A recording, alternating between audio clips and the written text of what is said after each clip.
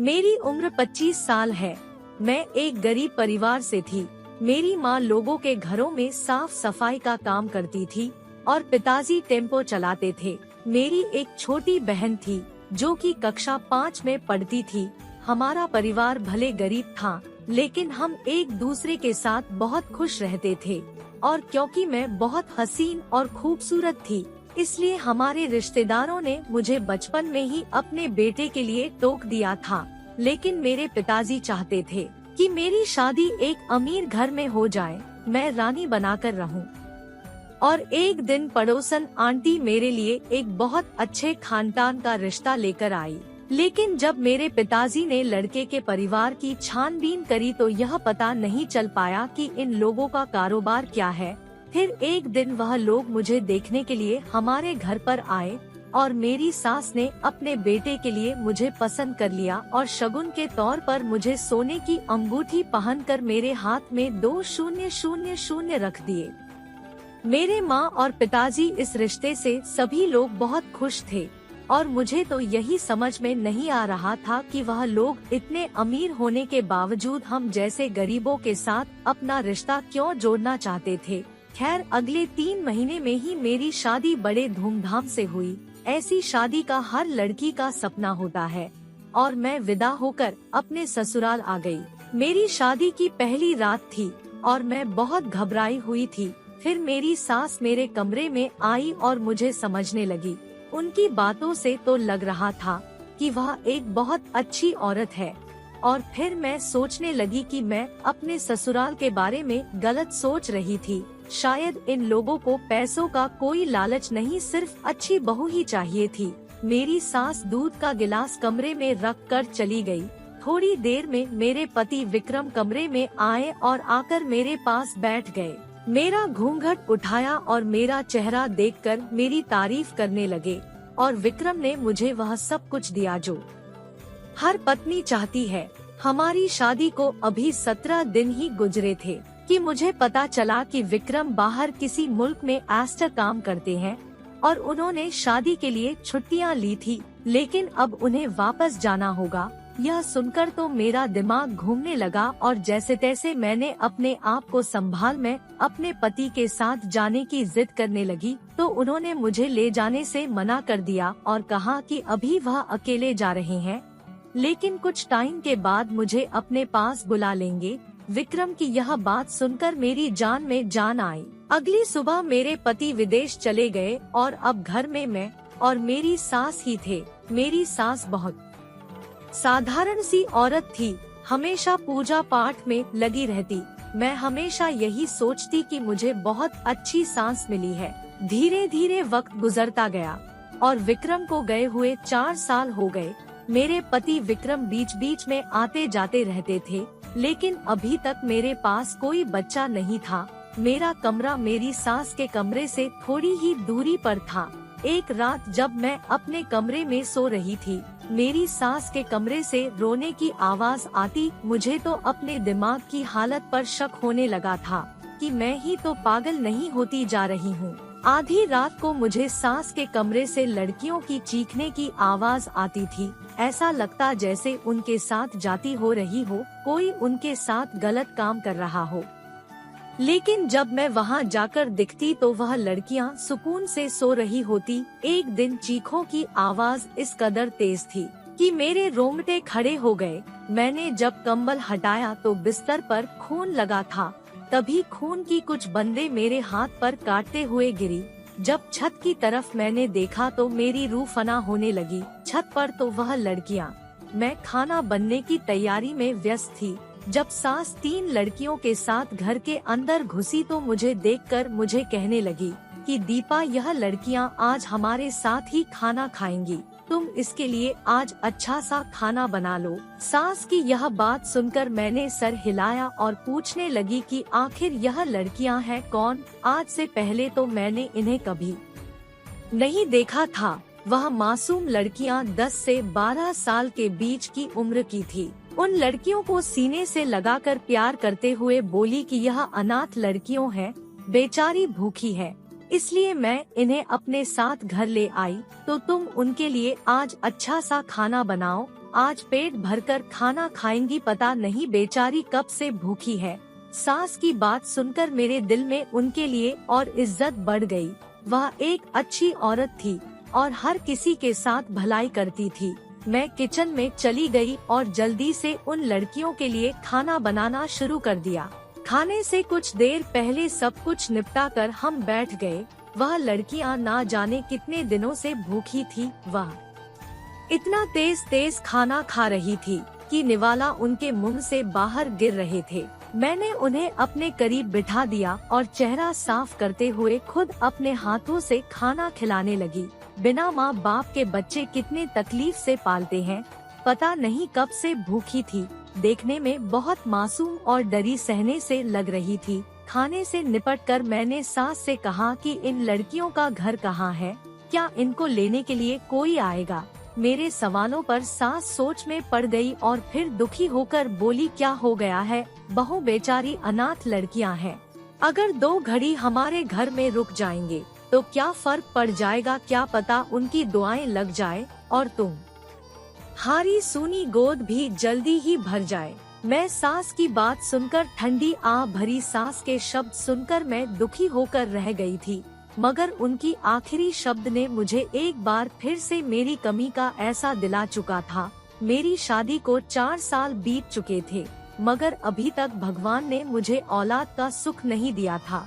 मैं सास के कमरे से बाहर निकली तो मेरी नजरें उन लड़कियों पर पड़ी। इनकी मासूमियत का तो यह आलम था कि छोटी लड़कियां जमीन पर ही लेटकर सो चुकी थी। इस महीने गर्मी बहुत ज्यादा ही थी। पूरा दिन सूरज की तेज धूप से आंगन तप रहा था। उस समय ही कुछ ठंडी हवा चली थी। आंगन का फर्श अभी भी तप रहा था, मगर वह लड़कियां ना जाने कितनी थकी हुई थी जो बेड पर सो रही थी। उन्हें यूं जमीन पर लेटा हुआ देखकर मेरे दिल को कुछ कुछ होने लगा था।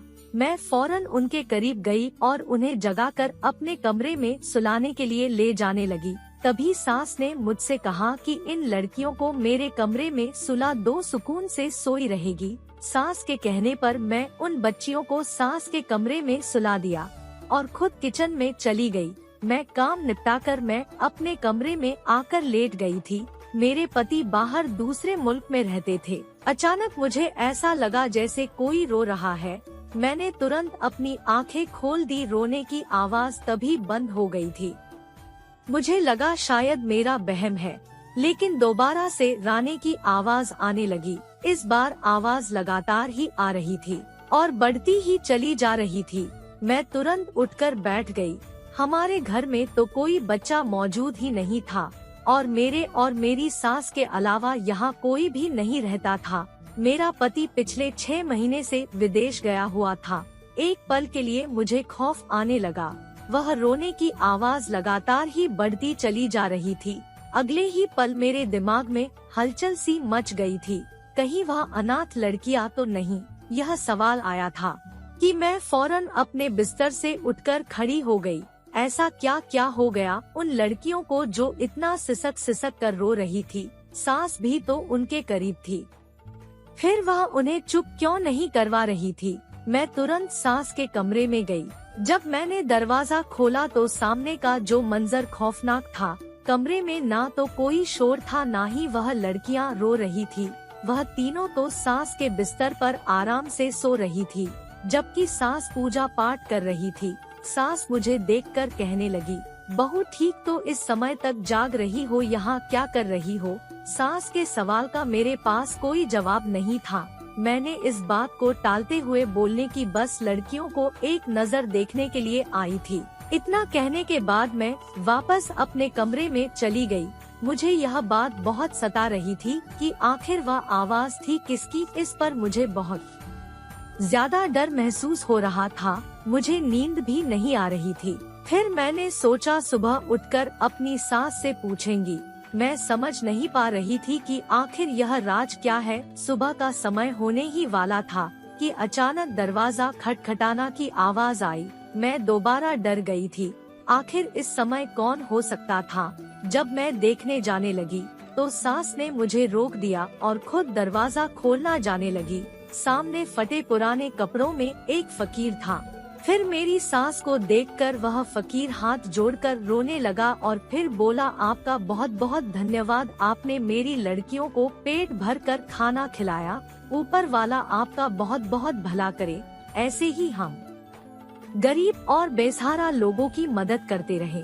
सास उन लड़कियों को उनके साथ भेज दी। उस समय मुझे ये बात समझ नहीं आ रही थी कि यह लड़कियां तो कल रात तक अनाथ थी, तो सुबह होते ही फकीर कहां से आ गया और मेरी सास का इन लड़कियों से क्या लेना देना था। दूसरी हैरानी मुझे यह हुई कि वह बच्चियों काली चादर लपेटकर निकली थी और उनके चेहरे पर दर्दनाक तकलीफ थी, जैसे उनकी रात बेहद तकलीफ में गुजरी हो। मेरी सास ने मुझे कमरे में जाने को कहा और मैं चुपचाप अपने कमरे में चली गई। सुबह उठते ही सबसे पहले मैंने घर के सारे काम निपटा लिया करती थी।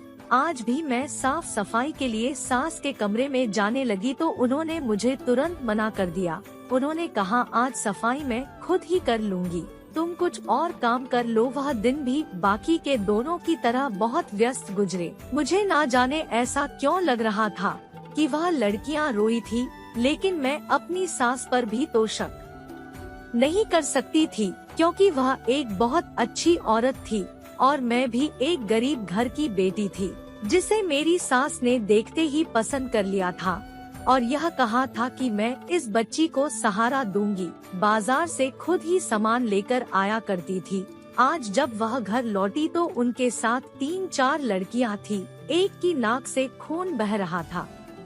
सास ने मुझसे कहा, दीपा, इस लड़की को चोट लग गई है, बेचारी अनाथ लड़की है, इसकी जरा मलहम पट्टी कर दो। मैं तुरंत इसका मलहम पट्टी की और उस लड़की को बेड पर लेटा दिया। सास ने आज फिर से मुझे खाना बनाने को कहा और मैंने खाना बनाया और उन लड़कियों को खाना खिलाया। मैंने गौर किया कि वह लड़कियां काफी चुपचाप सी है। मुझे हैरानी भी हुई कि भला कैसे उनकी माँ मेरी सास के साथ इन्हें भेज देती है। आज खाना ज्यादा बन गया था। आज मेरा भी उन लड़कियों के साथ बैठकर खाना खाने का मन किया। मैं खाना खाने ही लगी थी, तभी अचानक सास ने गुस्से से मेरे हाथ से प्लेट छीन ली और फिर झटक कर बोली, तुम्हें तमीज नहीं है बहू, तुम अनाथ बच्चों का खाना खाओगी। यह खाना सिर्फ इन लड़कियों के लिए ही बनवाया गया है। मैं शर्म से पानी पानी हो गई और किचन में चली गई। किचन से निकली तो देखा लड़कियां नींद से बेहाल थी। सास उन्हें अपने कमरे में ले जाने लगी और उन्हें अपने बिस्तर पर सुला दिया और कहने लगी, देखना दीपा, ऊपर वाला मुझे इसका फल जरूर देगा, जल्द ही तुम्हारी गोद भर जाएगी। उसके बाद में अपने कमरे में आकर लेट गई। मुझे कमरे में आए हुए अभी 30 मिनट ही हुए थे और तभी उन लड़कियों के चीखने चिल्लाने की आवाज आने लगी। वह ऐसे चीख रही थी कि जैसे किसी ने उन्हें बहुत तकलीफ दी हो। मैं उसी समय उठकर बैठ गई और आवाज लगातार सास के कमरे से आ रही थी। मैं भागकर कमरे में गई तो दरवाजा बंद था। मैं दरवाजे को पीटने लगी। एक तो आज सास की तबीयत भी खराब थी। मुझे लगा कि कहीं उन्हें तो कुछ नहीं हो गया है। जब दरवाजा खोला तो सास जमाई लेती हुई खड़ी थी। मुझे देखकर हैरानी से कहने लगी, बहू क्या हुआ है, क्यों दरवाजा पीट रही हो, क्या सुबह हो गई है, लड़कियां जाग जाएगी। मैंने सास को कहा कि मुझे लड़कियों की रोने की आवाज आ रही है। मेरे सवाल को उन्होंने नजरअंदाज किया और कहा, बहू लड़कियां तो गहरी नींद में सो रही है। इतना कहकर उन्होंने दरवाजा बंद कर लिया। मैं वापस अपने कमरे में चली गई। मुझे फिर वही आवाज आने लगी, लेकिन जब भी मैं कमरे में जाती तो वह आवाज आना बंद क्यों हो जाती। क्या यह मेरा बहन था? कुछ तो था जो मुझसे छुपा हुआ था। इसी सोच में मैंने सारी रात ऐसे ही गुजार दी। दोबारा से जब सुबह का वक्त हुआ तो वह फकीर से दरवाजे पर आया था। सास ने उन लड़कियों को उठाया और उसे फकीर के साथ भेजने लगी। आज एक बार मैंने फिर से देखी थी कि यह लड़कियां डरी सहमी थी। ना जाने वह लड़कियां किस चीज से डरी सहमी हुई थी। वह फकीर उनको ले जा चुका था। उसके बाद सास अपने कमरे में चली गई थी। यह तो रोज का हो चुका था कि सास लड़कियों को लेकर आती और कहती है लड़कियां अनाथ है और इसके लिए पकाया गया खाना ना तो वह खुद खाती और ना ही मुझे खाने देती। रोज इसी तरह की आवाजें आती, लेकिन जब मैं कमरे में जाकर दिखती तो ऐसा कुछ भी नहीं होता था। वह लड़कियां तो सुकून से सो रही होती थी। खाने में मेरी सास एक नशीली दवाई मिलाती थी। रोज रोज की इन चीजों ने मुझे पागल कर दिया था। एक रात मैंने फैसला किया कि मैं जाकर रहूंगी कि सास उन लड़कियों के साथ क्या करती है, लेकिन मैं यह पहले भी जानने की कोशिश कर चुकी थी। मुझे कुछ पता नहीं चल पाया था कि लड़कियां क्यों चीखती रहती है, और मुझे नाकामी का मुंह देखना पड़ा था। आज भी सास 3 लड़कियों को लेकर आई थी। जस्ट कमरे से इस तरह सीखने की आवाज आने लगी। मैं इस समय दरवाजे से लगकर खड़ी हो गई। आखिर यह मामला क्या है? जब मेरी सास कमरे से बाहर निकली तो मैंने इस बात का फायदा उठाया और कमरे के अंदर चली गई। मेरा दिल जोर जोर से धड़क रहा था। पूरे कमरे में चारों तरफ अंधेरा ही अंधेरा था। फिर मैंने कमरे की लाइट जलाई और फिर जो मैंने देखा वह बहुत दर्दनाक था। एक बच्ची पंखे से लटकी हुई थी। उसका शरीर ठंडा पड़ चुका था। मैं हैरान रह गई। बाकी 2 लड़कियां कोने में डरी सहमी हुई बैठी थी। यह सब देखकर मेरी आत्मा कांप गई। मेरे दिमाग में बहुत सारे सवाल चल रहे थे। तभी मेरी सास कमरे में दाखिल हुई और वह मुझे देखकर घबराते हुए कहने लगी कि बहू, इसमें हमारा कोई दोष नहीं है, सारा दोष इस लड़की की माँ का है। यह 11 साल की बच्ची अपनी माँ से तंग आ गई थी और मुझे बता रही थी कि इसकी सौतेली माँ उसकी शादी एक बूढ़े आदमी से करवा रही थी। आज अगर यह अपनी जान नहीं देती तो इसकी शादी उससे हो चुकी होती। इस बच्ची ने इस जुल्म से बचने की खातिर अपनी जान गंवा दी। मेरी सास बहुत रो रही थी। उस वक्त मुझे उनके आंसू झूठे लग रहे थे। सास ने अपने मोबाइल से किसी को फोन किया, तभी वह फकीर घर के बाहर आ गया। इस समय मैंने उन लड़कियों से सच पूछा। जो कुछ भी उन लड़कियों ने मुझे बताया उसे सुनकर मेरी रूह तड़प गई। मैं खामोशी से सारा सच सुनती रही और अपने फोन से उसे रिकॉर्ड कर लिया। वह दोनों फकीर उस मुर्दा बच्ची और तीनों को अपने साथ ले जा रहे थे। इस समय घर के बाहर पुलिस आ गई। मेरा तो दिल जोर जोर से धड़क रहा था। सास यह देखकर चौंक गई। सास इधर उधर घूमने लगी। तभी पुलिस ने उन लड़कियों और उनको फकीरों को पकड़ लिया था। सास ने भागना शुरू किया, लेकिन पुलिस ने उन्हें भी पकड़ लिया। उसे देखकर यकीन नहीं आता कि यह वही औरत है जो इतनी धार्मिक बनती थी। आखिर में पुलिस मेरे पास आई और शर्मिंदा अंदाज में मुझसे कहने लगी, STR, मुझे खुशी है कि तुमने एक बहुत बड़ी गैंग को पकड़वाया है और इस बात का अफसोस भी है कि तुम इस औरत की बहू बनी। मैं अभी तक सदमे में थी। मेरी सास अभी भी मुझे धमकियां दे रही थी।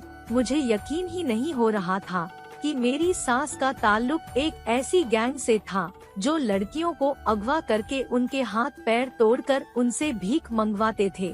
सास जब भी बाजार जाती तो अपने साथ लड़कियों को पकड़ कर लेकर आती और खाने में नींद की दवा मिला देती थी, जिससे कि वह सो जाती थी। वह उन लड़कियों को मारती पीटती और धमकी देती थी कि उन्हें कैसे भीख मांगनी है। सुबह के वक्त आने वाला फकीर भी इसी खेल का हिस्सा था। वह लड़कियों को अपने साथ ले जाता, किसी की आंख फोड़ देता तो किसी का हाथ काट TR देता तो किसी की टांग काट देता था, जिससे वह मोहताज बन जाए और उन्हें ज्यादा भीख मिले। आज रात जब मेरी सास फोन पर बात कर रही थी तो एक लड़की ने सुन लिया था कि किस तरह वह फकीर उनके साथ मारपीट करने वाला है, इसलिए उसने पंखे से लटक कर जान देना ही बेहतर समझा। मुझे अभी भी यकीन नहीं हो रहा था कि यह मेरी ही सास है जो यह खेल भी खेल सकती है। दोस्तों, उम्मीद करती हूँ आपको हमारी कहानी करनी पसंद आई होगी। कहानी पसंद आई हो तो वीडियो को लाइक करें और चैनल को सब्सक्राइब करें। धन्यवाद दोस्तों।